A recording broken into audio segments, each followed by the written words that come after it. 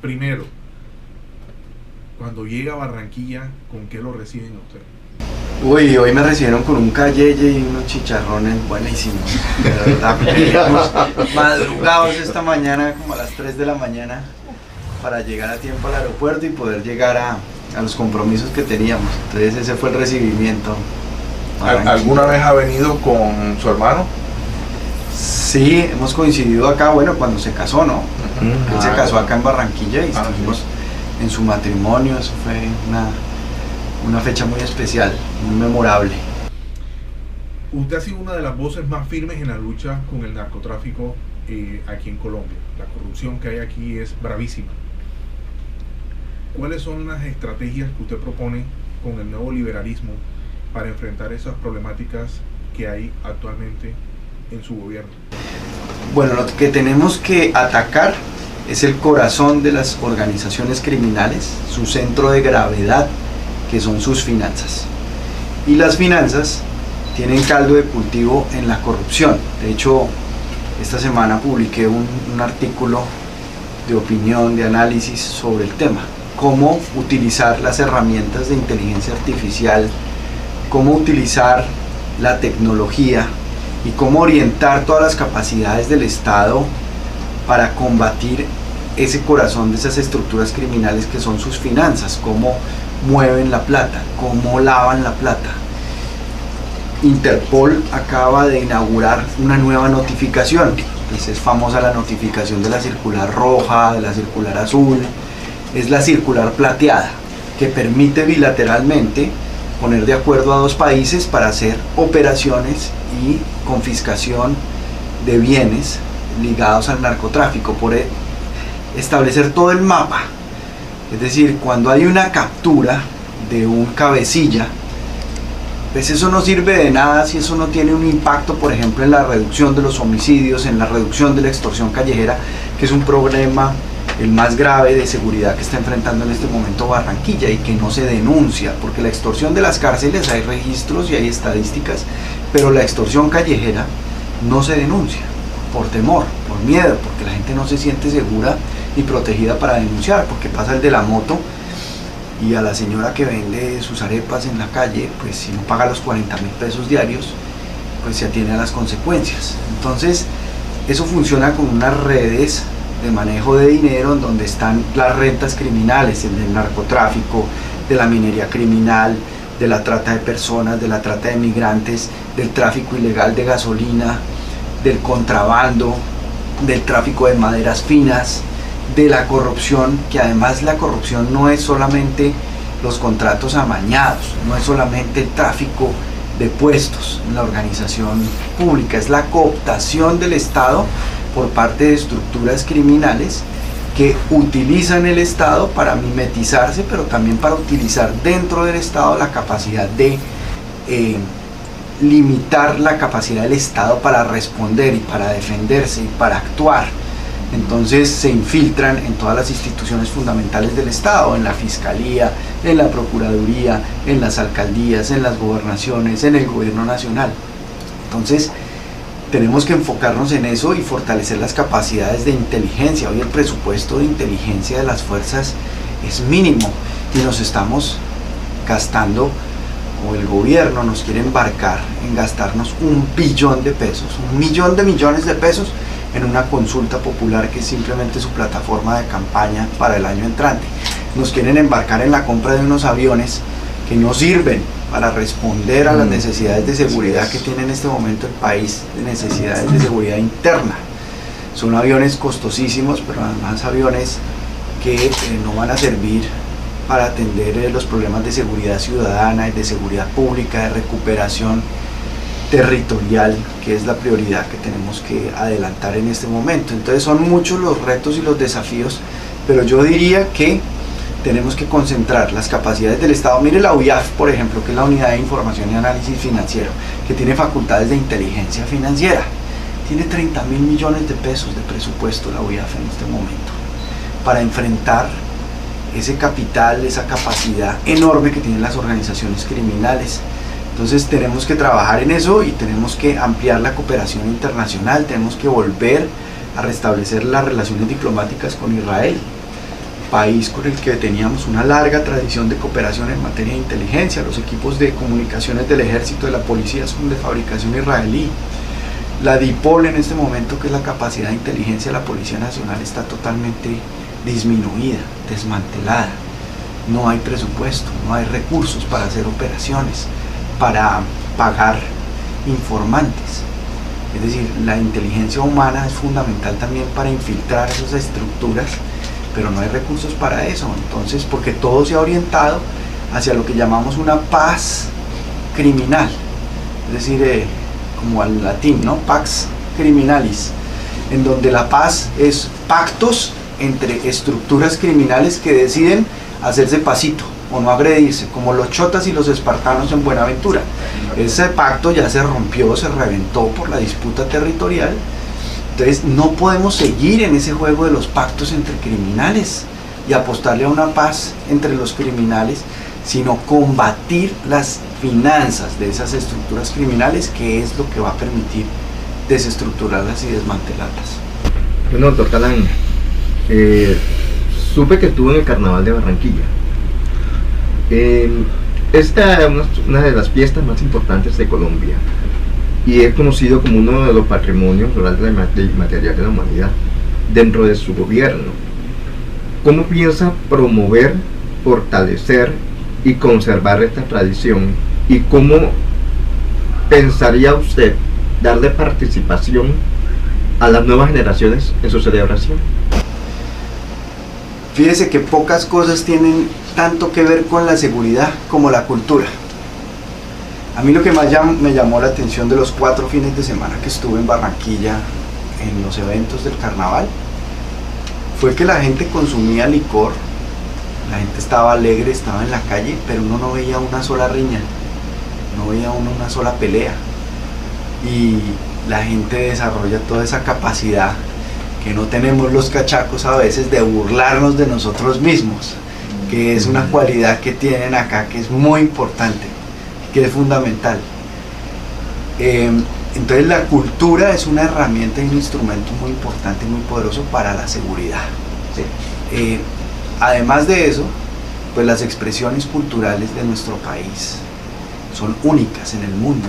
Yo he tenido el privilegio y la oportunidad que la vida me dio de tener contacto con muchas culturas en el mundo, de viajar, de visitar, de conocer, y eso me hizo entender el potencial que tiene nuestra cultura como atractivo para el mundo, para atraer turismo de alta calidad, turismo de alto poder adquisitivo que venga a vivir una experiencia cultural en Colombia, que promueva dentro de los mismos colombianos también ser conscientes de esa riqueza que tenemos, de promover las escuelas de formación, de orientar esas escuelas de formación también a las artes, a la cultura, a la música, los artesanos. Además, esa cooperación tan bella que hay entre el Carnaval de Blancos y Negros de Nariño y el Carnaval de Barranquilla, donde los artesanos del Carnaval de Blancos y Negros hacen las carrozas, que son unas carrozas espectaculares, y se generan como esas cooperaciones, esos lazos, esos nexos intrarregionales desde las expresiones culturales. Entonces, siempre la cultura ha sido la cenicienta presupuestal del país, de los gobiernos, y yo creo que hay que hacer ver la importancia de la cultura en un tema que le está doliendo mucho al país en este momento, que es la seguridad. Entre más cultura tengamos, vamos a tener más seguridad. ¿Cómo los periodistas independientes vamos a tener una seguridad social? No tenemos seguridad social. Hay momentos en que muchos periodistas ya veteranos que están en una edad pues bastante avanzada carecen de esa seguridad social. Es importante que se pueda hacer algo para que la seguridad social de los periodistas independientes pues se dé en su gobierno. Bueno, yo primero quiero hablar de lo que significa el periodismo en una democracia. O sea, hay unas instituciones democráticas que son fundamentales para que uno pueda decir que un país es democrático. Si no hay elecciones libres y justas, no hay democracia. Si no hay un Estado de Derecho, no hay democracia. Si no hay una sociedad civil organizada, no hay democracia. Si no hay una independencia de poderes, no hay democracia. Si no hay garantías para el ejercicio de la oposición, tampoco hay democracia. Si no hay una supremacía del poder civil sobre los militares, tampoco hay democracia. Si no hay partidos políticos fuertes, más de uno, porque si hay un solo partido, pues no hay democracia. Pero si no hay independencia y libertad de prensa, tampoco hay democracia. Yo me crié en un hogar de periodistas. Mi abuelo Álvaro Pachón de la Torre, por mi lado materno, fue fundador del magazine dominical del Espectador con Guillermo Cano.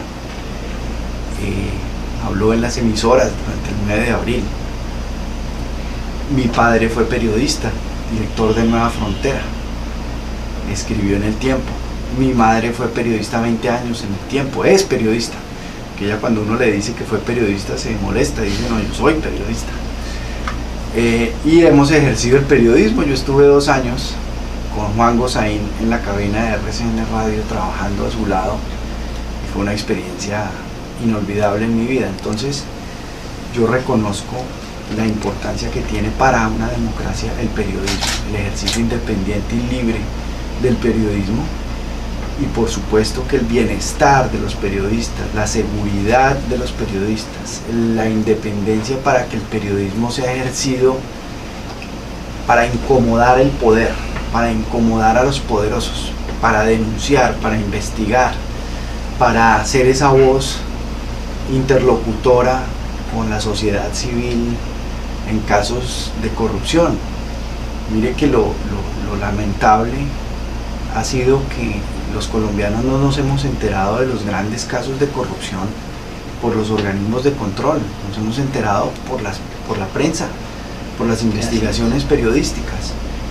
Entonces, poder fortalecer la independencia y la libertad de la prensa pasa por fortalecer el oficio de ser periodista, que los periodistas tengan garantías de seguridad, de remuneración digna, que no tengamos siempre en los medios de comunicación a veces a jóvenes practicantes que pues ganan muy poco, están aprendiendo el oficio, pero ya cuando adquieren una veteranía se vuelven poco rentables para el medio de comunicación y terminan saliendo de esos medios de comunicación. He visto muchos casos así.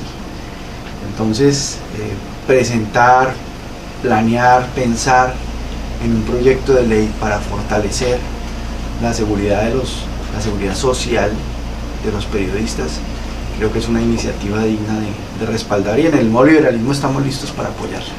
El doctor Galán, que se ha lanzado o se va a lanzar, es ahora mismo precandidato presidencial. Acabas de tocar un tema que tiene mucho que ver con la pregunta que voy a hacer, sobre la confianza en que la gente ha perdido en las instituciones.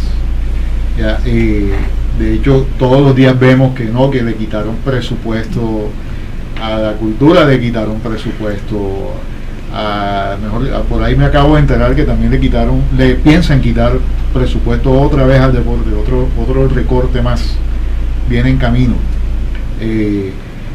¿Cómo hacemos, cómo hace Galán presidente para hacer que la gente vuelva a confiar, vuelva a creer en las instituciones de Colombia? Pues a mí me enseñó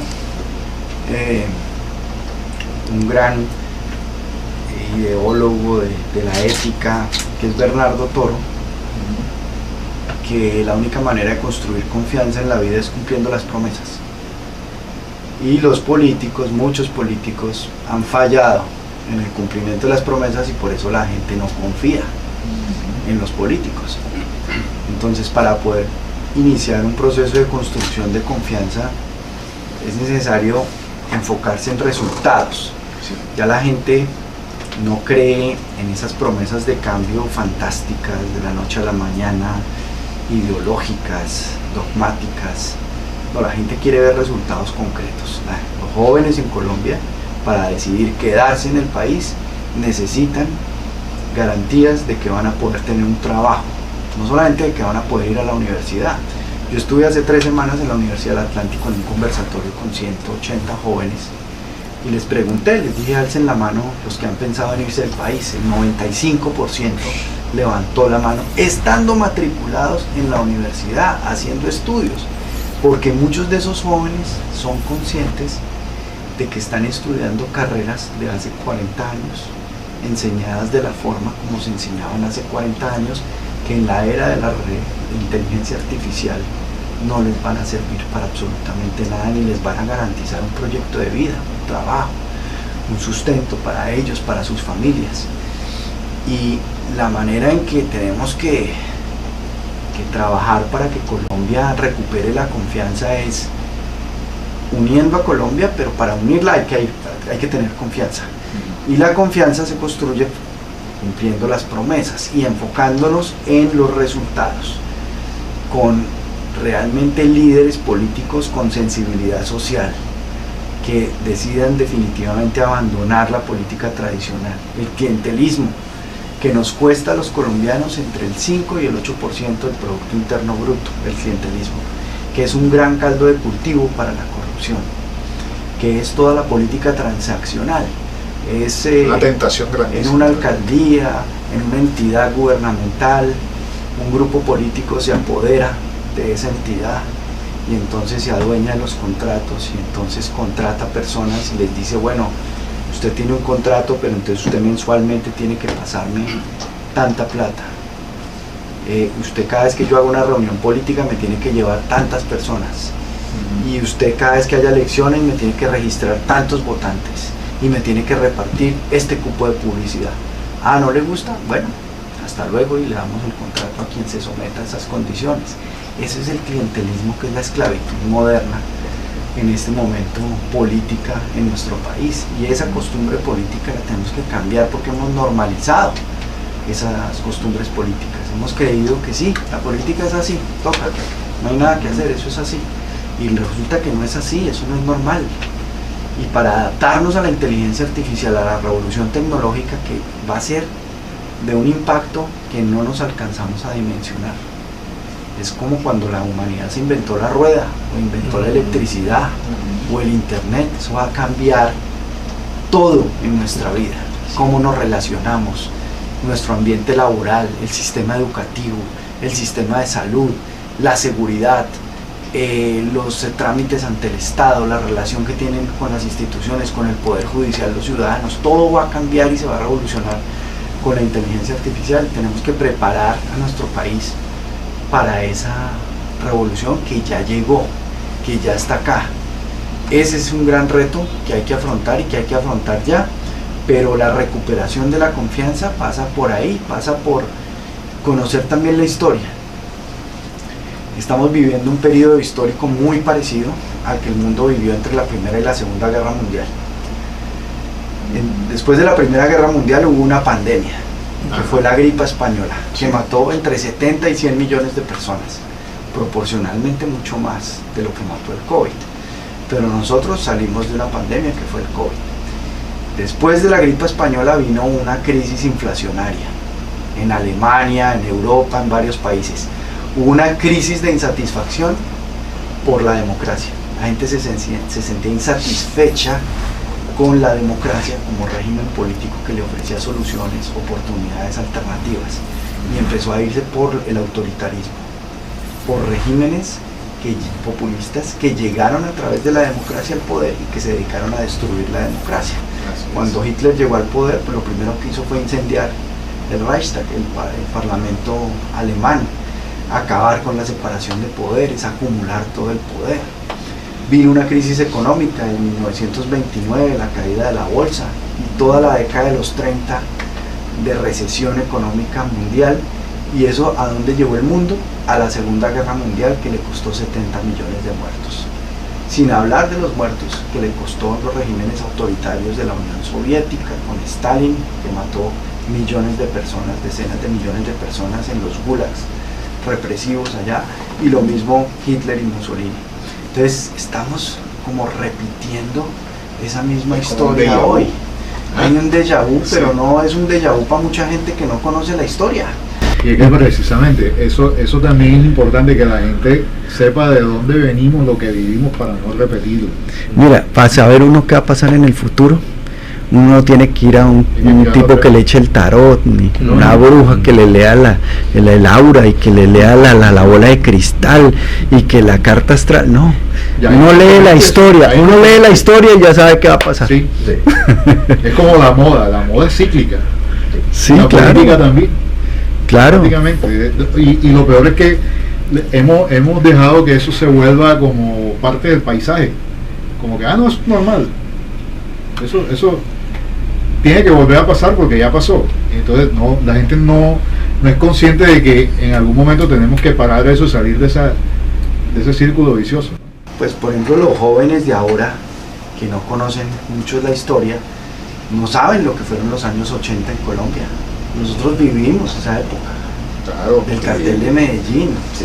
asesinando policías, ministros de justicia, procuradores, periodistas, como Jorge Enrique Pulido, como Guillermo Cano, Claro. que se atrevieron a denunciar a los narcotraficantes y los asesinaron.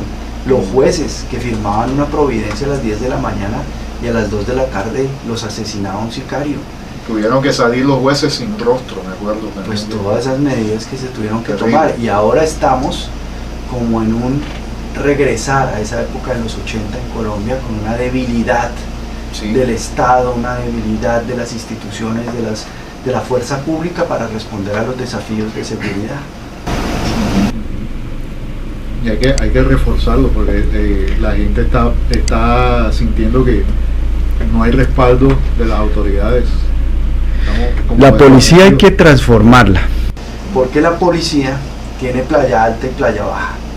Playa alta son los oficiales: subteniente, teniente, capitán, teniente coronel, coronel, general, brigadier general, general. Y playa baja son el nivel ejecutivo: patrullero, subintendente, intendente, intendente jefe, subcomisario y comisario, que no están profesionalizados, que no son los que les dan los estímulos de poder irse al exterior, educarse.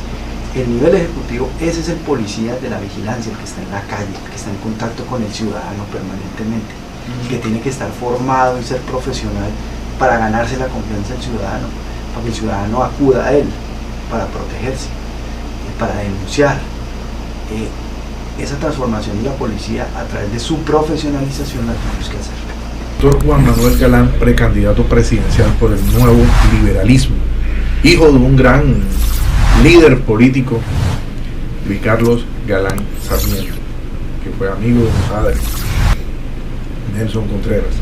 Bueno, doctor, el Nuevo Liberalismo ha buscado consolidarse en la alternativa ética progresista en el panorama político colombiano. ¿Cómo planea usted conquistar el voto joven y construir una agenda con un diálogo con estas preocupaciones que hay ahorita mismo en la educación, en el empleo, en el cambio climático? ¿Cómo sería esa conquista? Pues lo primero que hay que hacer es escuchar y darle poder de decisión y de representación política a los jóvenes. Y una instancia que viene muy importante, que es una especie de laboratorio para la incubadora de liderazgos políticos, así como hablamos en el mundo del emprendimiento de las incubadoras y las aceleradoras de emprendimientos, hay que hablar de incubadoras y aceleradoras de liderazgos políticos jóvenes, formados en el conocimiento de la historia, y que participen, por ejemplo, en esta experiencia que se va a dar, que son los consejos de juventud. Yo fui viceministro de la juventud en 1998 y me tocó poner en práctica la ley 375 de 1994 y hacer la primera elección de consejos de juventud. Y en aquella época, no sé si ustedes lo recuerdan, había una serie en la televisión muy reconocida que se llamaba Francisco el Matemático. Sí. Hacer un proceso con ellos de incluir capítulos en la serie que formaban a los jóvenes de cómo participar en los consejos de juventud.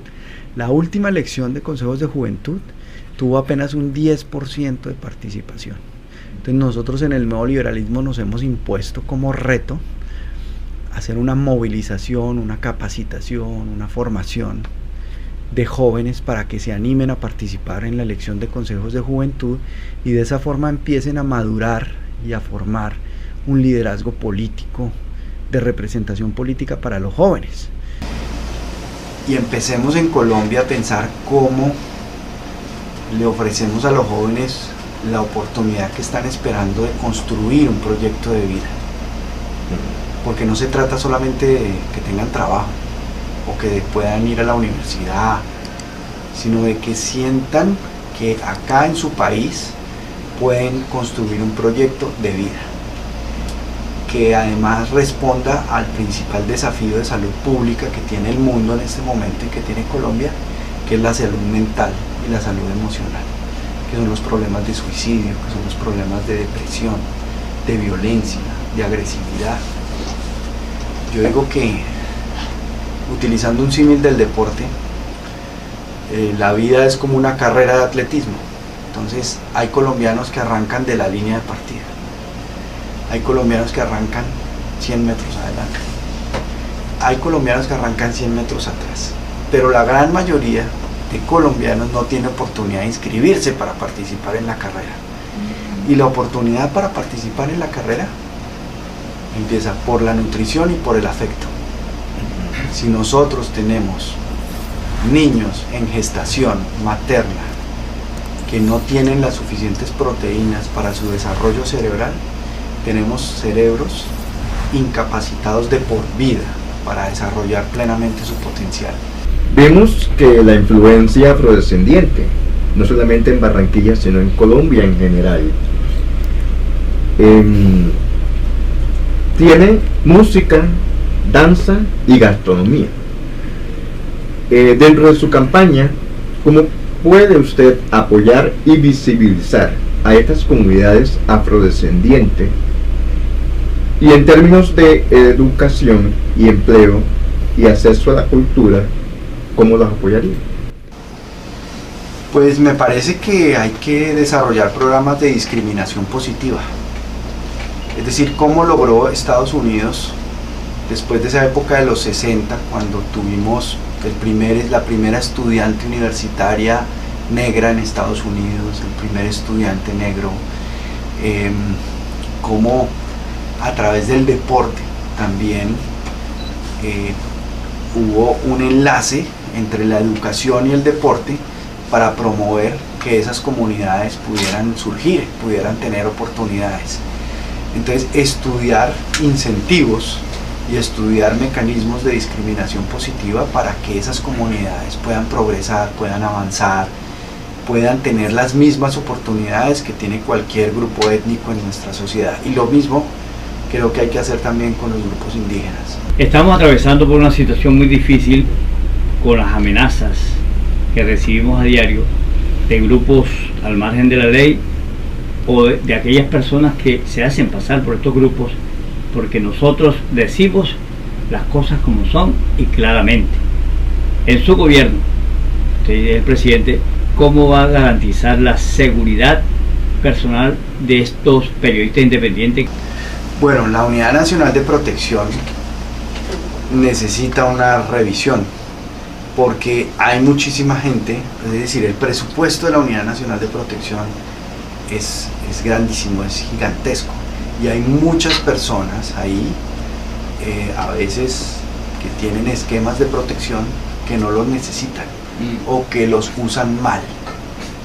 Es decir, un esquema de protección tiene una razón de ser, responde a las decisiones que toma el CERREM, que es el comité que hace la evaluación de riesgo de cada persona, las denuncias, se hace todo el estudio de su entorno territorial, laboral, para decretar medidas de protección.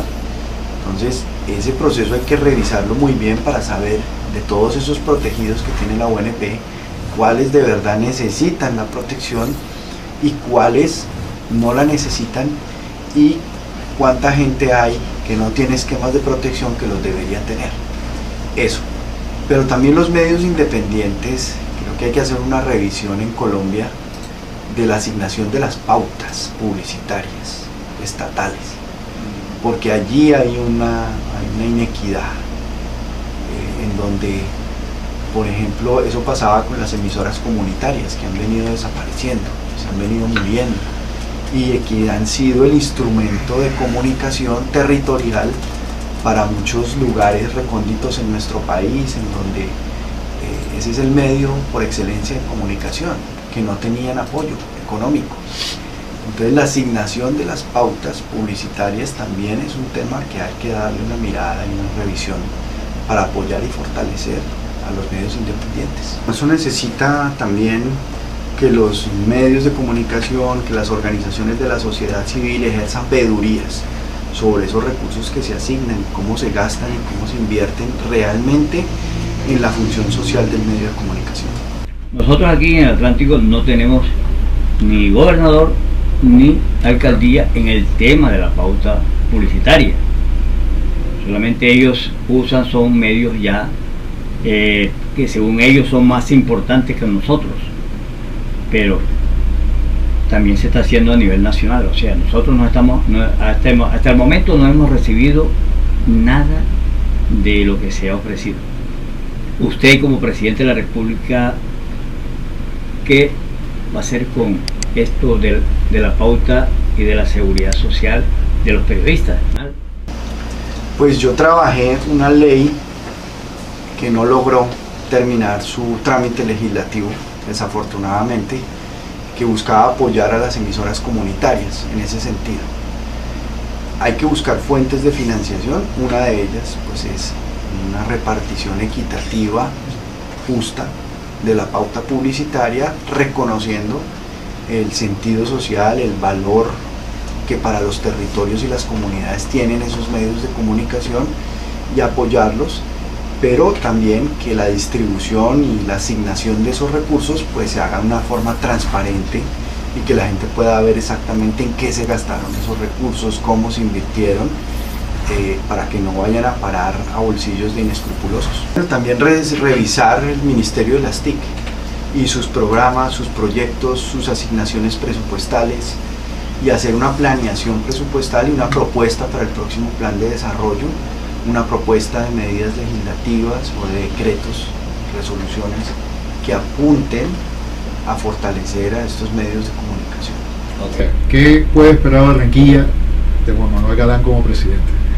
Bueno, Barranquilla puede esperar un gobierno, si tomamos la decisión de lanzarnos a la presidencia, pero puede esperar del nuevo liberalismo un grupo político que va a apoyar a esta ciudad, que se va a comprometer con esta ciudad, que está haciendo un esfuerzo para una convocatoria de buenos perfiles y buenos candidatos que se animen a ser parte de la lista de la Cámara de Representantes por el Atlántico del nuevo liberalismo, que tengamos representantes también en el Senado, en la lista del Senado Nacional del nuevo liberalismo por el Departamento del Atlántico, que se animen los jóvenes, que se animen las mujeres. Esta ciudad ha logrado construir un imaginario de seriedad, de consistencia, de confianza, de desarrollo, de productividad, de infraestructura, que es referente para la costa Caribe y para todo el país. Y eso no se puede perder, eso hay que fortalecerlo y las instituciones tienen que saber trabajar en equipo. Y el gobierno nacional tiene que ser aliado de los gobiernos territoriales y locales para apoyarlos, para que por ejemplo el plan de desarrollo del próximo gobierno vaya en sintonía con los planes de desarrollo que ya están en ejecución en los territorios, en las ciudades, en los departamentos, y no vaya a haber un choque o un cortocircuito entre ambas iniciativas, y que haya respaldo, que haya acompañamiento, que haya apoyo permanente del gobierno nacional y que salgamos de ese centralismo asfixiante, que hagamos una reducción del Estado central para invertir en construcción de Estado territorial. Porque tenemos un Estado central excesivamente burocratizado, que además este gobierno nos va a entregar un macroestado central que debe disminuirse en su gasto y debe reinvertirse en la construcción de Estado territorial, donde no existe Estado y en donde el Estado hoy en día es suplantado por el Clan del Golfo, por ejemplo, que tiene tomado las rentas criminales en la costa Caribe, en la costa pacífica, y que ya está presente en la mitad de los municipios del país. Pero el mensaje final es de esperanza, de fe, de optimismo. Realmente tenemos con qué en Colombia y tenemos con quién, pero tenemos que unirnos, tenemos que aprender a confiar y cumplir las promesas para que haya confianza. Bueno, doctor, muchísimas gracias. Gracias.